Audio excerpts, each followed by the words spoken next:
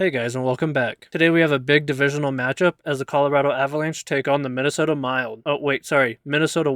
It's the first seed in the Central versus the third seed in the Central. Let's get into it. Starting in net for the Colorado Avalanche is Scott Wedgwood, and for the Minnesota Wild is Wallstat. He's a very young goaltender, but he's putting up outstanding numbers. He's definitely a goaltender to keep your eye on. Early in the game, Malinsky taps Kaprizov in the head, and he goes off for roughing. And talk about a sell job by Kaprizov, I guess that's why the Minnesota Wild gave him $17 million.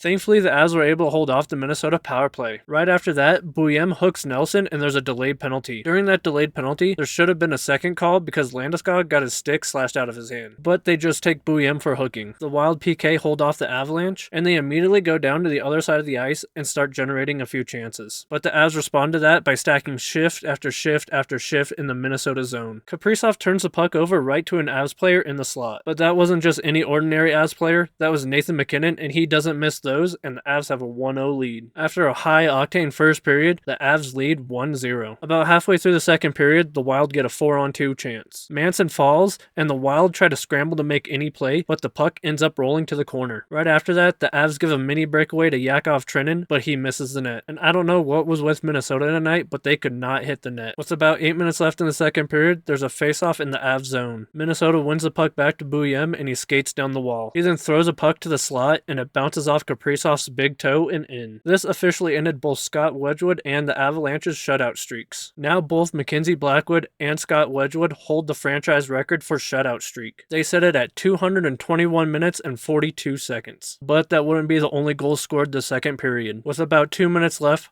Hartman comes flying into the Avs zone and circles the net. He then throws the puck out front and it ends up right on Kaprizov's stick and he goes crossbar down and in. That's now Kaprizov's second goal of the night, and now the Minnesota Wild are up 2-1. And that's the score that we will head into the third period with. For about the first 10 minutes of the third period, neither team was giving up anything defensively. And then with 9 minutes left, Gabe Landeskog put the team on his back and went to work. He creates a turnover, then generates a quick shot, and as he's falling into the boards, he takes a stick to the face. But that's not where he stops. He gets right back up and heads to the front of the net. That's when MacKinnon sends a spin pass right to his tape, and it takes him 2 chances, but he buries it. Now we have a tie game with just under 9 minutes left. The Avs continue to push to try to end this game in regulation, but they come up short. Even with 30 seconds left, MacKinnon went in on 2 rushes, and you gotta love the drive of this team to want to finish that game in regulation. We do head to overtime, and hopefully the Avs learn to not put MacKinnon and Natchez out at the same time, or at least on 3-on-3 overtime. As we continue through OT, the Minnesota Wild fans keep booing the Avs every time they circle back, but the Avs are the only ones to generate a shot in overtime. So we do end up heading to a shootout, which the Avs are notoriously bad at. First up for Minnesota is Zuccarello, and with some nice hands, he puts it by Wedgwood. Natchez follows up with some more nice hands, and he also scores. Kaprizov comes down, and Wedgwood blockers that one away. MacKinnon's shot gets gloved. Boldy pulls a quick toe drag at the last second and beats Wedgwood. Finally, Makar tries to go 5-hole, but Wallstat stops it. So Minnesota wins this one in a shootout. That means the Avs win streak has ended at 10, but it's hard to be disappointed when the Avs only have 1 regulation loss this season still. They also set a franchise record for the longest team shutout at 221 minutes and 42 seconds. This team is off to a historical start, and they only really have 2 downfalls. First being 3-on-3 overtime and the shootout. Thankfully, both of those are gone once we get to playoffs. But the real shortcoming of this team is still the power play, which it has seen some recent improvement, but with only 1 power play chance tonight, it's hard to grade them. Next game is in Montreal, and we're wearing the Quebec jerseys. See you then.